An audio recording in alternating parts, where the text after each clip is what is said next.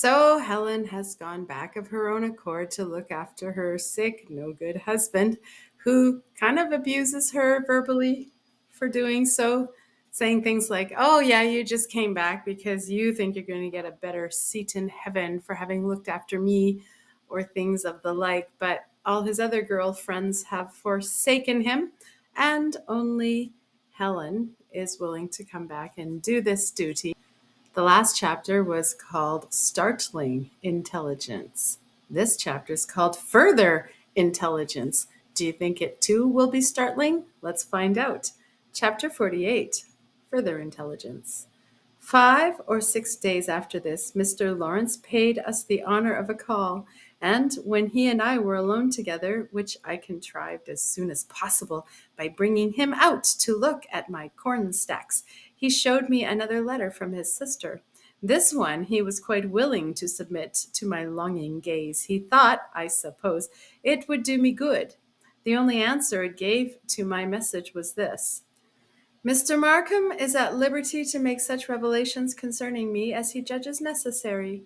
He will know that I should wish but little to be said on the subject.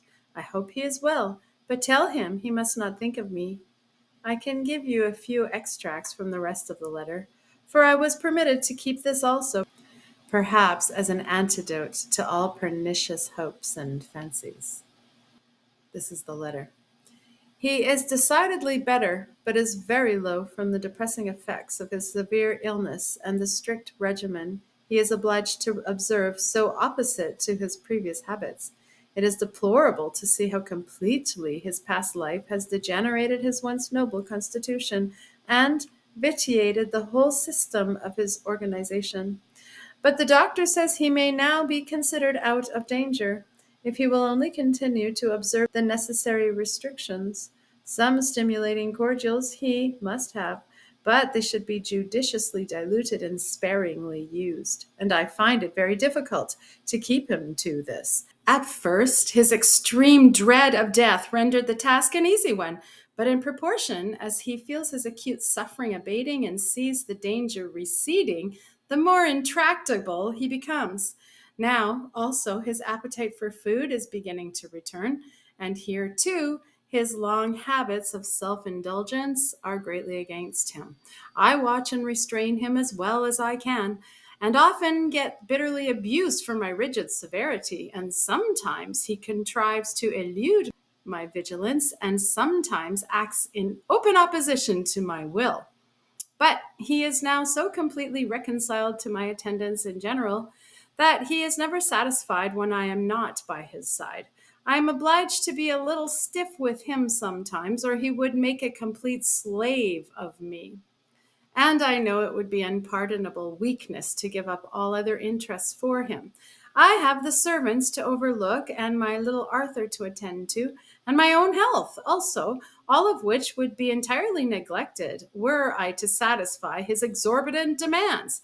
I do not generally sit up at nights, for I think the nurse who has made it her business is better qualified for such undertakings than I am. But still, an unbroken night's rest is what I but seldom enjoy, and never can venture to reckon upon. For my patient makes no scruple of calling me up at any hour when his wants or his fancies require my presence. But he is manifestly afraid of my displeasure, and if at one time he tries my patience by his unreasonable exactions and fretful complaints and reproaches, at another he depresses me by his abject submission and deprecatory self-abasement when he fears he has gone too far. But all this I can readily pardon. I know it is chiefly the result of his enfeebled frame and disordered nerves. What annoys me the most is his occasional attempts at affectionate fondness that I can neither credit nor return. Not that I hate him. His sufferings and my own laborious care have given him some claim to my regard, to my affections even, if he would only be quiet and sincere and content to let things remain as they are.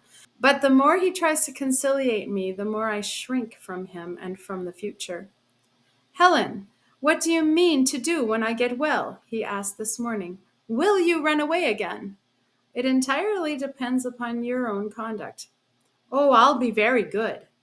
But if I find it necessary to leave you, Arthur, I shall not run away. You know, I have your own promise that I may go wherever I please and take my son with me. Oh, but you shall have no cause. And then followed a variety of professions, which I rather coldly checked. Will you not forgive me then? Said he. Yes, I have forgiven you, but I know you cannot love me as you once did, and I should be very sorry if you were to, for I could not pretend to return it. So let us drop the subject and never recur to it again. By what I have done for you, you may judge of what I will do.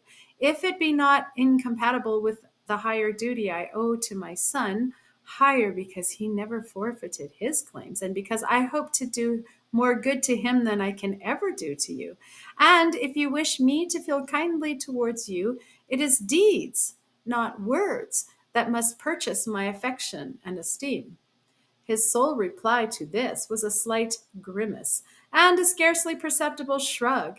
Alas, unhappy man! Words with him are so much cheaper than deeds. It is as if I had said, pounds, not pence, must buy the article you want. And then he sighed, a querulous, self commiserating sigh, as if in pure regret that he, the loved and courted of so many worshippers, should be now abandoned to the mercy of a harsh, exacting, cold hearted woman like that, and even glad of what kindness she chose to bestow.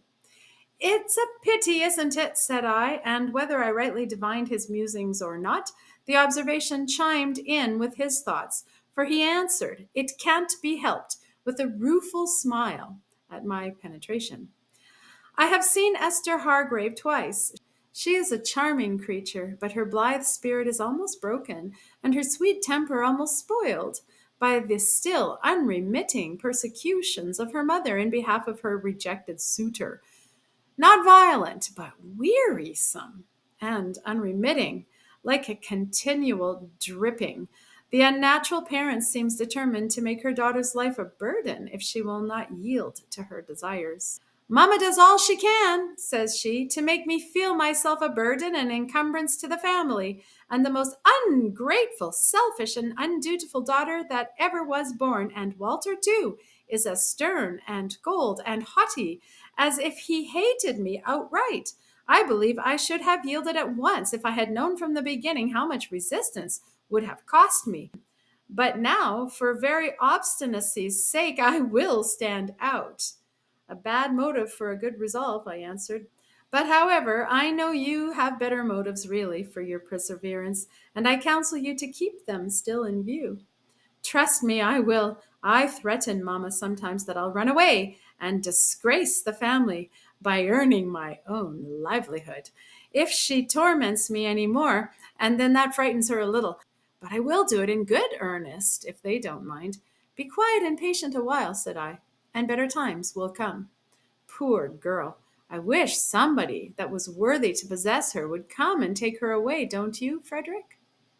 If the perusal of this letter filled me with dismay for Helen's future life and mine, there was one great source of consolation. It was now in my power to clear her name from every foul aspersion. The Millwards and the Wilsons should see with their own eyes the bright sun bursting from the cloud, and they should be scorched and dazzled by its beams. And my own friends too shall see it, they whose suspicions had been such gall and wormwood to my soul. To effect this, I had only to drop the seed into the ground, and it would soon become a stately branching herb. A few words to my mother and sister, I knew, would suffice to spread the news throughout the whole neighborhood without any further exertion on my part. Rose was delighted, and as soon as I had told her all I thought proper, which was all I affected to know, she flew with alacrity to put on her bonnet and shawl, and hastened to carry the glad tidings to the Millwards and Wilsons. Glad tidings, I suspect, to none but herself and Mary Millward, that steady, sensible girl, whose sterling worth has been so quickly perceived and duly valued by the supposed Mrs. Graham, in spite of her plain outside, and who, on her part, had been better able to see and appreciate that lady's true character and qualities than the brightest genius among them. As I may never have occasion to mention her again, I may as well tell you here that she was at this time privately engaged to Richard Wilson, a secret, I believe, to everyone but their two selves. That worthy student was now at Cambridge, where his most exemplary conduct and his diligent perseverance in the pursuit of learning carried him safely through, and eventually brought him, with hard earned honors and an untarnished reputation, to the close of his collegiate career. In due time, he became Mr. Millward's first and only curate, for that gentleman's declining years forced him at last to acknowledge that the duties of his extensive parish were a little too much for those vaunted energies which he was wont to boast over his younger and less active brethren of the cloth. This was what the patient, faithful lovers had privately planned and quietly waited for years ago, and in due time they were united, to the astonishment of the little world they lived in, that has long since declared them both born to single blessedness, affirming it impossible that the pale retiring bookworm should ever summon courage to seek a wife, or be able to obtain one if he did, and equally impossible that the plain looking, plain dealing, unattractive, unconciliating Miss Millward should ever find a husband. They still continued to live at the vicarage, the lady dividing her time between her father and her husband and their poor parishioners, and subsequently her rising family.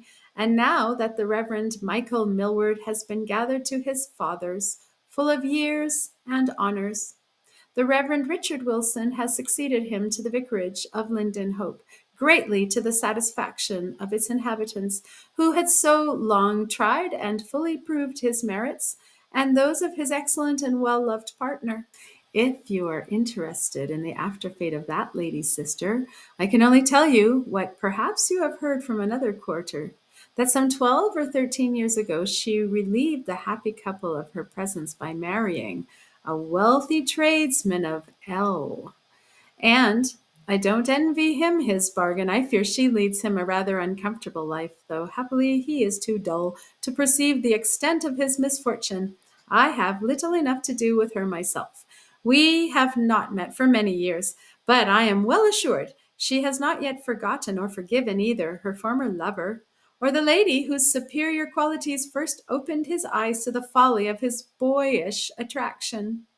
As for Richard Wilson's sister, she, having been wholly unable to recapture Mr. Lawrence or obtain any partner rich and elegant enough to suit her ideas of what the husband of Jane Wilson ought to be, is yet in single blessedness.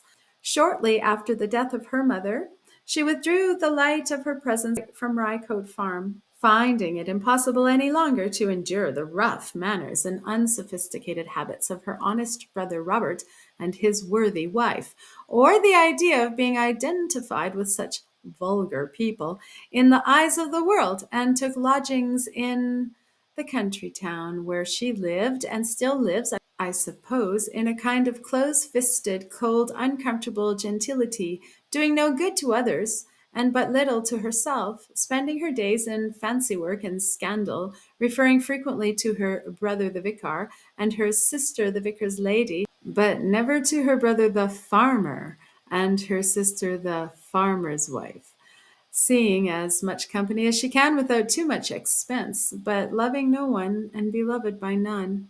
A cold-hearted, supercilious, keenly, insidiously censorious old maid. End of chapter 48.